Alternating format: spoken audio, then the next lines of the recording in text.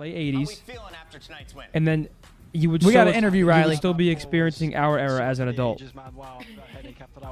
Yeah, I want to ask you. I was getting so frustrated watching that. You guys not capitalizing on a lot of holds. Like, what's the deal with Vista, man? It feels like every other map, you guys are so good at calming the game down and bringing it back to your side. What's going on? I just feel like it's one of them maps where like so many important gunfights happening all the time, and like if you're not winning them clutch gunfights, like spawns are so easy to flip and block. There's only certain spawn points and certain hills, so it's like one kill can like send the game into just like a spiral. Yeah. And I don't know, we were getting a bit frantic as well, so. Fair enough. Insight, you've actually set a personal best in that second search and destroy with 14 kills, but somehow still weren't able to close it out in that round 11. This is now the second one you guys back-to-back haven't been able to clutch up on. What's been kind of the focus with search and destroy lately, and how come you guys have lost your way? I think the biggest thing at SD was just like making sure we're all on the same page, so like we can all call a strat, and like if it's awful, at least as long as we're all doing it, sometimes it can work. Yeah.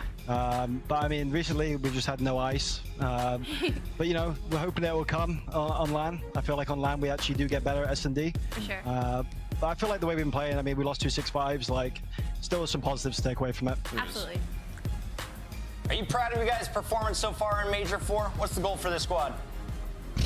To be honest, I actually am. I feel like Major 4, like pressure is like turning some people into diamonds. You know, you see some of these bottom 8 teams, they're like coming out fighting. You know, they're fighting for their spots, fighting for their spot of champs. You know, so you're seeing some of these teams like actually like put up a really good fight. But you know, 4-on-1, I feel like we've played some like tricky teams as well. So I'm pretty like proud of the boys. And Insight, this stage, it's your best stage so far, man. Congratulations, you've been absolutely lighting it up. Feel like people don't talk about you enough. What was their approach headed into this one? Did you have a chip on your shoulder? To be honest, it was just like focusing on the plays I need to make in game. I feel like I was like out of the zone sometimes, trying to do plays that aren't me, like isn't me. Like I'm just sliding around too much sometimes, but now I'm just focused on me, doing what I need to do. I've been doing this for years now. I know which plays to make, and it's Someone just said, just dude doing looks that, like a Reno 911 extra. Final question for you. Our Monster Energy matchup is between the Subliners and a 1-3 Oh, that Optic show was Texas. Who great. gets the dub tonight? That show is stupid. Honestly, That like, show was I great. feel like Optic get the dub.